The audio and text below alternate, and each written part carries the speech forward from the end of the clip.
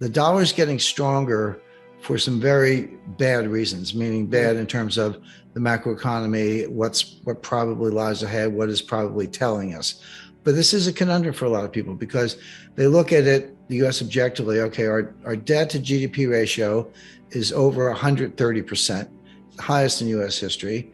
Tons of research coming from obviously Ken Rogoff, but really Carmen Reinhart, Vincent Reinhart, and others, but many others, not just them, that says at those debt to GDP ratios, you can't grow.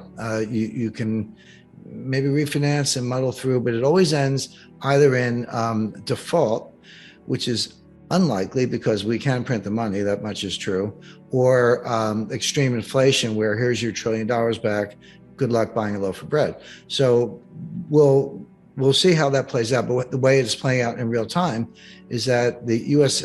economic growth is incredibly weak. So we've got sky high debt to GDP ratio. People talk unemployment close to an all-time low. Yeah, but even at 3.5% or so, that is extremely low. I mean, I go back to the 1960s, and that was low by the measures of the 1960s.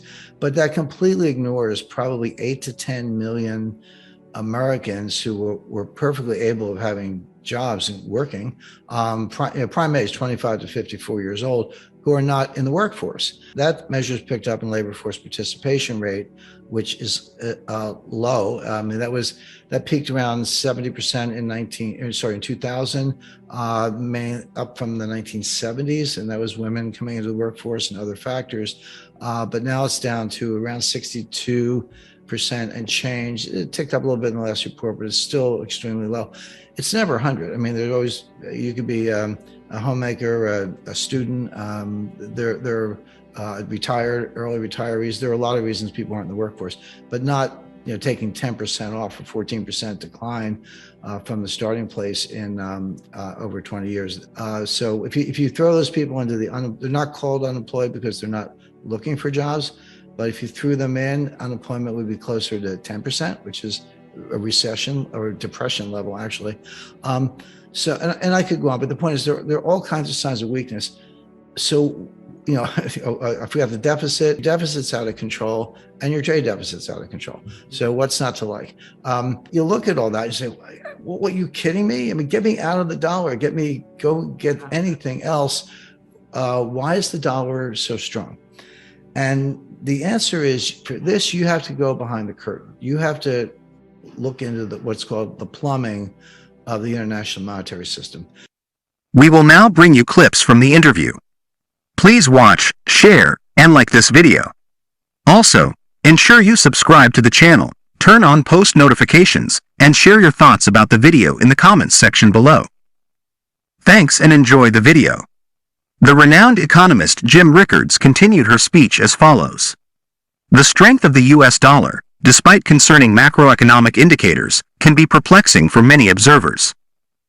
Key factors contributing to this conundrum lie within the intricate workings of the international monetary system.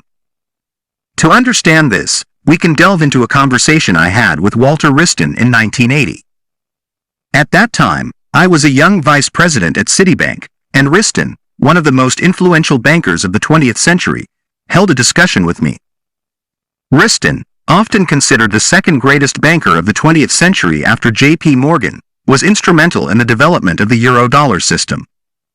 He made Eurodollars more negotiable and tradable by creating negotiable certificates of deposit.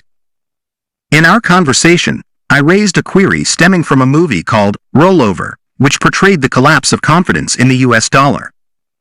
The film's narrative was set against the backdrop of the Arab oil embargoes and Iranian oil embargo, during which oil prices quadrupled in 8 years. The movie's premise was that Arabs were withdrawing their money from the banking system to purchase gold, triggering a financial system collapse. I asked Wriston whether the scenario in the movie, where everyone shifted their funds to gold, could indeed destabilize the system. Wriston provided an illuminating response, emphasizing that while individuals might withdraw their money from banks to buy gold, the entities selling the gold would ultimately redeposit the received funds into the bank. This creates a closed circuit. The money doesn't vanish but rather circulates within the system. The Eurodollar system operates based on this concept, assuming that borrowing in the euro-dollar market is always feasible. However, the stability of this closed circuit relies on the willingness of large banks to lend to each other.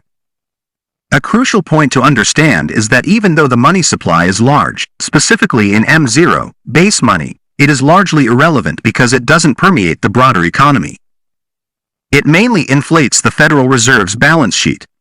Banks receive money from the Fed when selling securities, but they predominantly return it as excess reserves to the Fed. The actual money driving the economy is generated by commercial banks, primarily in M1 and M2, where banks create money through lending and purchasing securities. The dollar shortage is exacerbated because the new money produced by the Fed doesn't directly enter the economy. Commercial banks, having money creating abilities similar to the Fed, are not lending or generating money at the same pace. Thus, there's a discrepancy between the substantial increase in M0 and the sluggish growth of M1 and M2. The global financial system relies on a small portion of money, M0 or M1, to sustain an enormous volume of derivatives, amounting to $1 quadrillion. This necessitates collateral, and banks prefer high-quality dollar-denominated collateral such as U.S. Treasury bills. Banks from countries without the capability to print dollars, like the European Central Bank, have a high demand for dollars, not out of preference for the dollar but due to the need to purchase dollar-denominated collateral for supporting their extensive derivatives positions. This scenario highlights that the stability of the financial system isn't solely determined by conventional economic factors such as debt-to-GDP ratios or labor force participation rates. Instead, it hinges on the frenzied quest for high-quality dollar-based collateral, primarily in the M1 and Eurodollar market, which plays a pivotal role in influencing the value of the dollar. Don't forget to like our video and subscribe for our channel.